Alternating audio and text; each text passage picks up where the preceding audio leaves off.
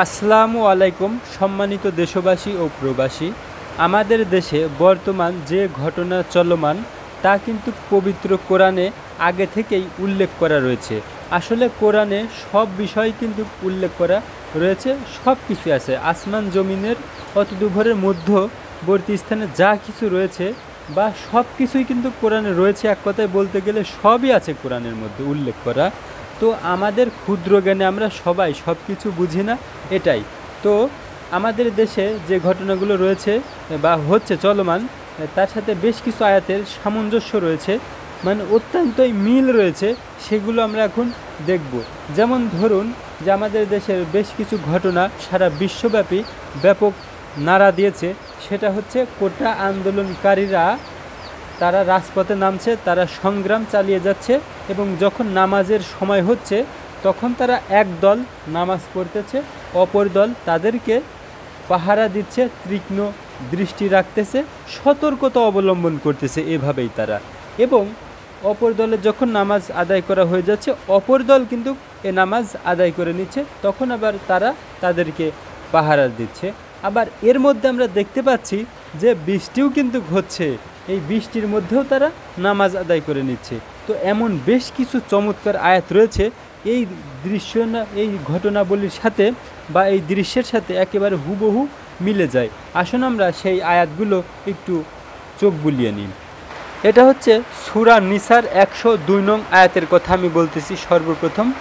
এখানের বাংলা আবিধানিক অনুবাদটা হচ্ছে এরকম: যখন আপনি তাদের মধ্যে থাকেন অতঃপর নামাজে দাঁড়ান। এটা আল্লাহ তাআলা নবীকে বলতেছে সেই ঘটনার উদ্ধৃতি দিয়ে, ঠিক আছে। এটা কিন্তু আমাদের জন্যও মানে নিদর্শনাবলী, আমাদের জন্য কিন্তু শিক্ষা। এটা কিন্তু সর্বকালের সর্বজনীন কোরআন, সর্বকালের জন্য কিন্তু। এটা যে তখন আল্লাহ বলেছিল শুধু তখনকার জন্য প্রযোজ্য ছিল তা কিন্তু নয়। যাই হোক, আমি ব্যাখ্যা বিশ্লেষণ করছি না, এটা নিয়ে ব্যাপক আলোচনা হবে পরে। আগে আমরা সংক্ষেপে জানার চেষ্টা করি। যখন আপনি তাদের মধ্যে থাকেন অতঃপর নামাজে দাঁড়ান, তখন যেন একদল দাঁড়ায় আপনার সাথে এবং তারা যেন স্বীয় অস্ত্র সাথে নেয়। অতঃপর যখন তারা সেজদা সম্পূর্ণ করে তখন আপনার কাছ থেকে যেন সরে যায় এবং অন্য দল যেন আসে। মানে এসে কি করব, যারা নামাজ পড়েনি তারা এসে যেন নামাজ পড়ে। হ্যাঁ, এটা। অতঃপর তারা যেন আপনার সাথে নামাজ পড়ে এবং আত্মরক্ষার হাতিয়ার সাথে নেয়। এখানে কিন্তু বলা হচ্ছে যে এর মানে কিন্তু তাই যে তারা যেন সতর্কতা অবলম্বন করে। আচ্ছা, কাফেররা চায় যে তোমরা কোনোরূপে অসতর্ক থাকো, তারা কিন্তু তাই চায় কাফেররা। এখন কাফের কারা? কাফের হচ্ছে আল্লাহর সাথে যারা কুফরি করে, আল্লাহর বিরোধিতা করে, আল্লাহর আইনের বিরোধিতা করে, তারাই হচ্ছে কাফের। যারা এই জনগণের ন্যায্য অধিকার মেনে নেয় না, জনগণের সাথে প্রতারণা করে, ঠগায়, নিজেদের স্বার্থে সংবিধান সংশোধন করে, নির্বাচন করে, তৈরি করে, মন গড়া সংশোধন দিয়ে দেশ চালায়, তারাই হচ্ছে কাফের। মানে আল্লাহর আইন যারা মানে না, আল্লাহ যে এই সকল বিধিবিধান দিয়েছে এই সকল বিধিবিধান যারা মেনে চলে না, তারাই হচ্ছে কাফের। আচ্ছা, যাতে তারা একযোগে তোমাদের আক্রমণ করে বসে।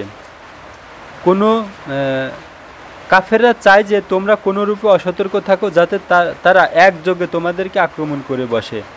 আচ্ছা, এই জন্য হচ্ছে একদল নামাজ পড়ে আর একদল সতর্ক থাকবে। এখান থেকেই কিন্তু আমার মনে হয় যে এই কোরআনের এই কথা থেকে তারা এই শিক্ষাটা পেয়েছে যে কেউ নামাজ পড়বে আর কেউ পাহারা দিবে। আমার মনে হয় তাই যে কোরআনের এই জ্ঞানটা তাদের মধ্যে রয়েছে, এখান থেকেই তারা এই শিক্ষাটা গ্রহণ করেছে। আচ্ছা, যদি বৃষ্টির কারণে তোমাদের কষ্ট হয় অথবা তোমরা অসুস্থ হও তবে স্বীয় অস্ত্র পরিত্যাগ করাই তোমাদের কোনো গুনাহ নাই।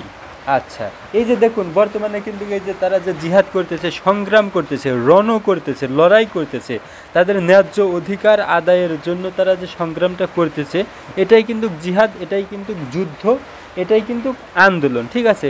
এই যে বৃষ্টির কথা যেখানে উল্লেখ করা আছে, দেখুন বর্তমানে তাই কিন্তু হচ্ছে। বৃষ্টির মধ্যেও কিন্তু তারা আন্দোলন করতেছে, এদের বৃষ্টির মধ্যেও কিন্তু তারা নামাজ পড়ে নিচ্ছে।